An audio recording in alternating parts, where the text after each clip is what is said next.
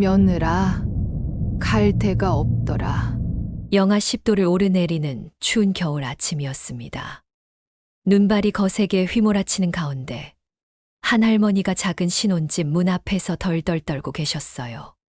바로 김순자 할머니였습니다. 할머니는 얇디 얇은 외투 하나만 걸치고 계셨는데 그 모습이 얼마나 초라하고 안쓰러웠는지 모릅니다. 손가락 끝은 파랗게 질려 있었고 입술은 보라색으로 변해 있었어요. 그런데 이 할머니가 서 있는 집이 바로 큰아들 집이었어요. 왜 할머니가 친아들 집 앞에서 이렇게 떨고 계셨을까요? 대체 무슨 일이 일어난 걸까요? 이 이야기가 궁금하시다면 구독, 좋아요, 알람 설정 부탁드려요. 근데 여러분은 어디서 이 이야기를 듣고 계시나요? 댓글로 남겨주세요. 지금부터 믿기 힘든 이야기 시작합니다. 인기척의 박미영은 현관문을 열었습니다. 그런데 깜짝 놀랐습니다. 어머니께서 추위에 덜덜 떨고 계시는 거예요. 어머니, 왜 이러고 계세요? 언제부터 여기 서 계셨냐고 다급하게 물어봤어요. 미영은 급히 어머니를 안으로 모시려 했지만 어머니는 주저하며 머뭇거리고 계셨습니다. 김순자 할머니는 떨리는 입술로 마치 죄라도 지은 사람처럼 조심스럽게 며느리에게 갈 데가 없다고 말씀하셨어요. 그 한마디에 미영의 가슴이 먹먹해졌습니다. 결혼한 지 고작 6달밖에 안 된 신혼부부의 집에 시어머니가 이런 모습으로 나타나다니. 분명 무슨 일이 있었을 거였어요. 미영은 서둘러 어머니를 집 안으로 모시며 따뜻한 차를 끓여드렸습니다. 할머니는 찻잔을 양손으로 꽉 잡으며 떨고 계셨는데 그 모습을 보니 정말 오랫동안 추위에 떨어오신 것 같았어요. 미영은 속으로 어머니한테 대체 무슨 일이 일어난 건지 궁금했지만 겉으로는 밝은 표정을 지으며 할머니를 안심시켜 드리려 했어요. 할머니가 조금 진정을 찾으시자 미영은 조심스럽게 무슨 일이 있었는지 물어봤습니다. 김순자 할머니는 한참을 망설이시더니 마치 자신이 잘못한 일이라도 되느냐 고개를 숙이며 이야기를 시작하셨어요. 할머니는 실은 둘째 아들인 이상호 집에 먼저 갔었다고 털어놓으셨습니다. 할머니는 상호를 어릴 때부터 상호라고 부르셨거든요. 그런데 며느리인 최선영이 시어머니가 오는 걸 싫어한다고 해서 나왔다고 하셨어요. 이 말을 들은 미영은 정말 충격을 받았습니다. 시어머니가 작은 집에서 거절당하고 이렇게 떠돌아다니고 계셨다니요. 미영의 눈가에 눈물이 맺혔습니다. 할머니는 계속해서 선영이 신혼집에 시어머니가 들어오면 애들한테 안 좋다고 했다며 나중에 분가할 때까지 기다리라고 했다고 말씀하셨어요. 할머니의 목소리는 점점 작아졌고 미영의 마음은 점점 무거워졌습니다. 미영은 벌떡 일어나며 어머니께 그런 말씀 마시라고 저희 집에서 계시라고 했어요. 신혼이라고 어머니를 내쫓을 수는 없다며 어머니는 우리 가족이라고 단호하게 말했습니다. 그때 마침 회사에서 돌아온 남편 김태수가 이 상황을 보고 놀라면서도 즉시 이해했어요. 태수는 진심으로 걱정하며 할머니께 왜 이런 추운 날씨에 밖에 계셨냐고 물어봤습니다. 미영이 상황을 설명하자 태수의 표정이 어두워졌어요. 하지만 그는 금세 밝은 표정을 지으며 여기가 어머니 집이라고 저희가 신혼이라고 어머니를 내쫓을 수는 없다고 말했습니다. 할머니는 며느리와 아들의 따뜻한 말에 눈물을 글썽이시며 그래도 너희 둘이 신혼인데 어떻게 하냐고 걱정하셨어요. 미영은 할머니의 손을 꼭 잡으며 그런 말씀 마시라고 가족이 함께 있는 게 당연한 거라고 위로해드렸어요. 그날 밤 미영과 태수는 작은 방을 할머니 방으로 꾸며드렸습니다. 비록 좁았지만 할머니를 위한 따뜻한 공간이었어요. 할머니는 오랜만에 푹신한 이불을 덮고 따뜻한 잠자리에 누우시며 미영에게 고맙다고 조용히 말씀하셨어요. 다음 날 오후 현관문을 두드리는 소리가 들렸습니다. 미영이 문을 열어보니 웬 여자가 두 손에 커다란 봉지를 들고 서 있었어요. 바로 둘째 며느리 최선영이었습니다. 어제까지만 해도 시어머니를 거절했던 그 사람이 갑자기 나타난 거였어요. 선영은 마치 아무 일도 없었다는 듯 밝은 표정으로 언니라고 부르며 어머니는 어디 계시냐고 물어봤어요. 손에는 갈비찜과 각종 반찬들이 들어 있었습니다. 미영은 어리둥절하며 어제 어머니를 거절하지 않았냐고 물어봤어요. 선영은 뻔뻔스럽게 웃으며 그건 오해였다고, 자기가 너무 깜짝 놀라서 그랬나 보다고 변명했어요. 그때 뒤에서 이상호가 나타났습니다. 둘째 아들인 상호는 형을 보며 어색하게 웃으며 어제는 정말 미안했다고, 저희가 너무 놀라서 그랬다고 사과했어요. 상호는 진심인 듯 사과했지만 미영은 뭔가 이상하다는 느낌을 받았어요. 하루 만에 이렇게 태도가 바뀔 수 있는 건지 의심스러웠거든요. 선영은 당당하게 어머니는 우리랑 가야 한다며 형님 집은 신혼집이니까 저희가 제대로 모시겠다고 말했어요. 김순자 할머니는 갑작스러운 상황에 당황하며 미영을 바라보셨어요. 미영은 어색한 미소를 지으며 어머니께서 편하신 대로 하시라고, 저희는 언제든지 환영이라고 말했어요. 하지만 속으로는 의심스러웠어요. 어제 그렇게 차갑게 거절하던 사람들이 하루 만에 이렇게 달라질 리가 없었거든요.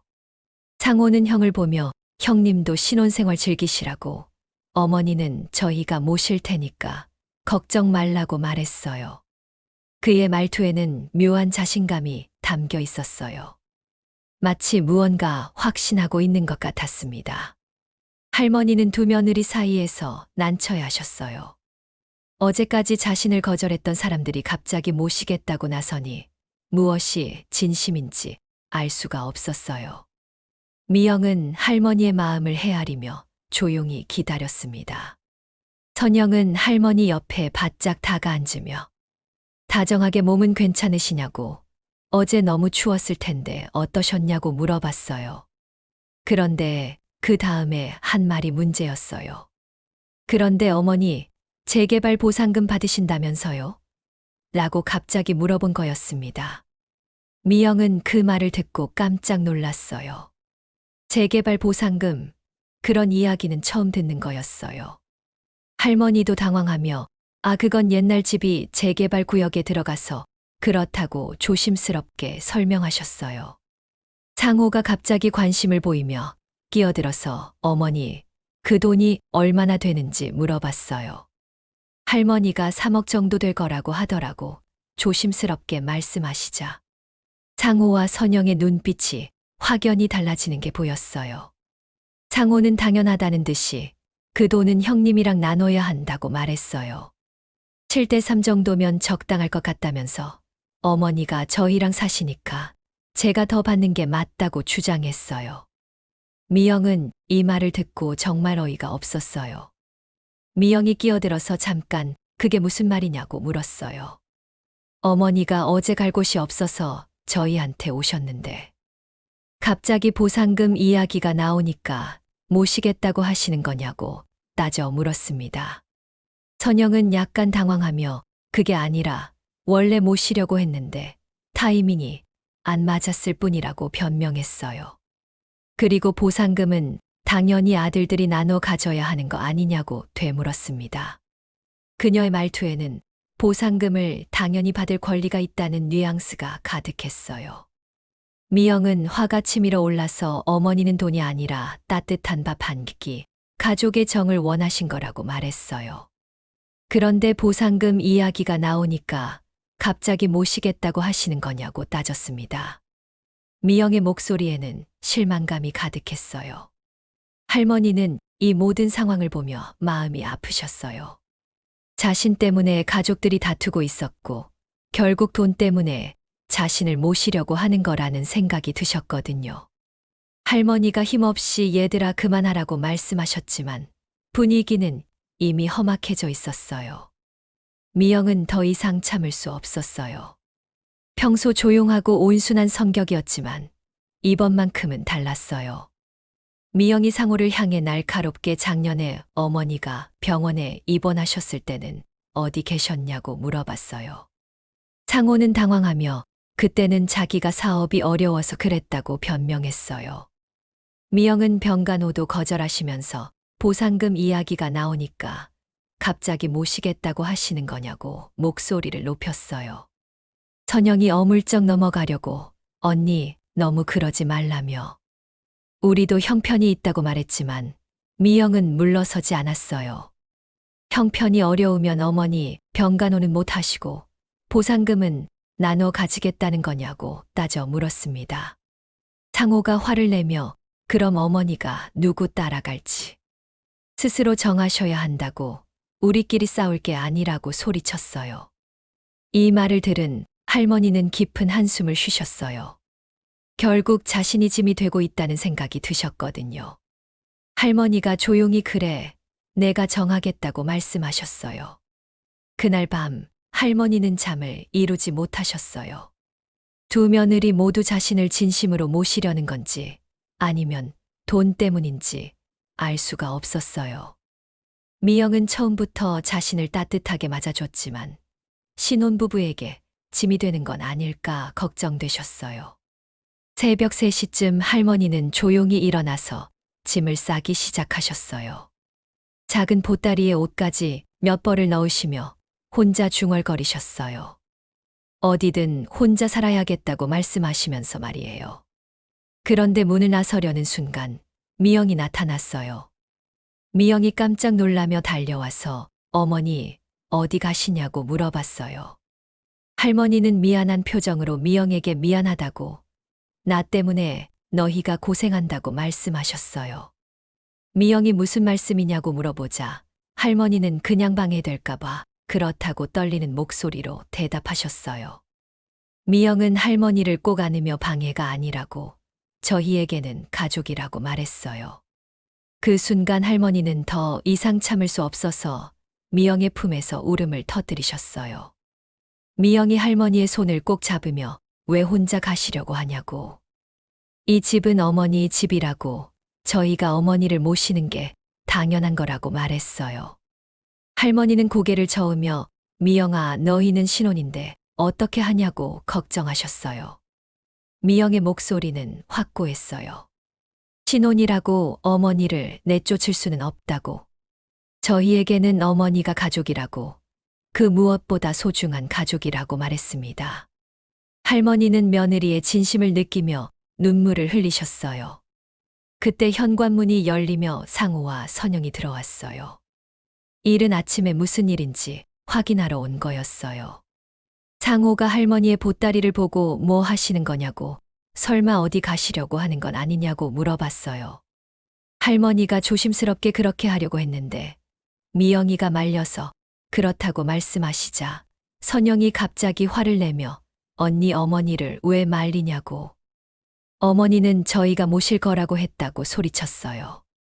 미영이 차갑게 보상금 때문에 모시려는 거 아니냐고 되물었어요. 어제까지 거절하시다가 보상금 이야기 나오니까 갑자기 모시겠다고 하시는 거 아니냐고 따져 물었습니다. 상호가 발끈하며 그게 아니라고 했다고 소리쳤어요. 미영이 따져 물었어요. 그럼 뭐냐고 어머니가 병원에 입원하셨을 때는 왜 오지 않았냐고. 그때는 어머니가 돈이 없으셨으니까 관심도 없었던 거 아니냐고 말했습니다. 선영이 당황하며 그건 그때는 상황이 달랐다고 변명했어요. 미영의 목소리가 떨렸어요. 상황이 달랐다고요? 어머니는 똑같은 어머니였는데 뭐가 달랐다는 거냐고. 그 집 보상금이 어머니 이름으로 되어 있으니까 갑자기 모시겠다고 하시는 거 아니냐고 따졌습니다. 상호가 화를 내며 소리쳤어요. 그 집이 엄마 이름이니까 당연히 우리가 상속받을 권리가 있는 거 아니냐고 말했습니다. 그 순간 할머니는 모든 것을 깨달으셨어요. 결국 자신이 아니라 돈 때문이었던 거라는 걸 말이에요. 김순자 할머니는 갑자기 일어나서 전화기를 들었어요. 주민센터에 전화를 걸어서 공무원 한 분이 나와 달라고 소유권 이전 문서를 작성하려고 한다고 말씀하셨어요. 모든 사람이 할머니를 쳐다봤어요. 상호가 당황하며 어머니, 뭐 하시는 거냐고 물어봤어요. 할머니는 침착하게 이 집을 미영이 앞으로 넘기려고 한다고 말씀하셨어요. 그 말을 들은 상호와 선영은 깜짝 놀라며 어머니, 그게 무슨 말이냐고 소리쳤어요. 할머니의 목소리는 단호했어요. 내 집이니까 내가 주고 싶은 사람한테 준다고 말씀하셨어요. 상호야, 너는 나를 돈으로만 본다고. 작년에 내가 아팠을 때는 오지도 않으면서. 보상금 이야기 나오니까 갑자기 모시겠다고 한다고 꾸짖으셨어요. 선영이 급하게 어머니, 그건 오해라고 저희가 진심으로 모시려고 했다고 변명했어요. 할머니가 선영을 쳐다보며 진심이라면 어제 나를 왜 거절했냐고. 추운 겨울에 갈 곳 없는 늙은이를 왜 내쫓았냐고 물어보셨어요. 상호가 분노하며 엄마가 어떻게 그럴 수 있냐고. 그 집은 아버지가 남긴 거라고 소리쳤어요.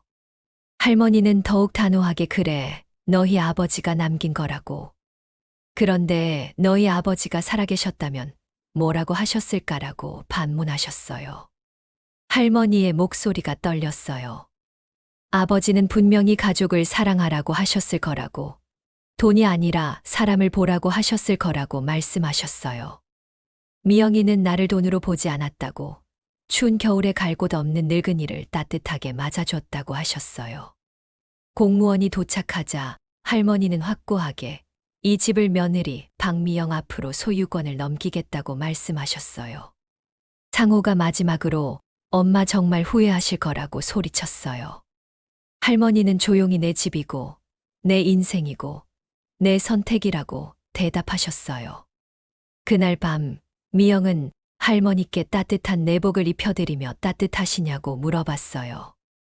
할머니는 눈시울을 붉히며 조용히 이렇게 가족 같은 날은 처음이라고 대답하셨어요.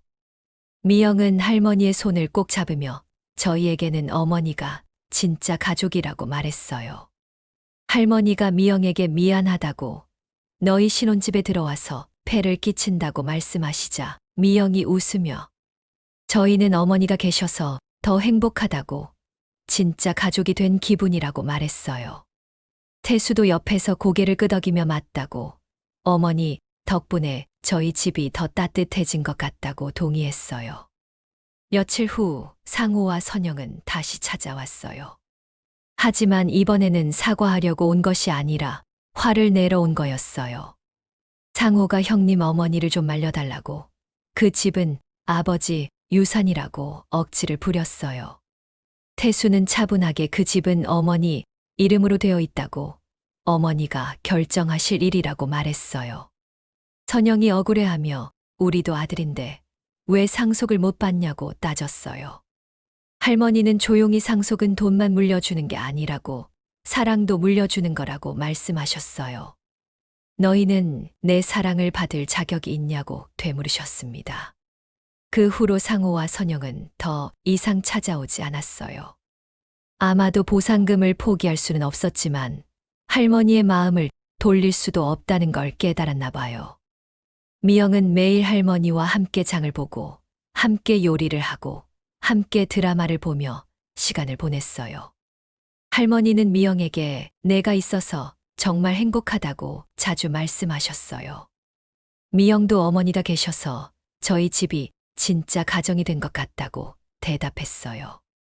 어느 날 저녁 할머니는 미영에게 조용히 고맙다고 말씀하셨어요.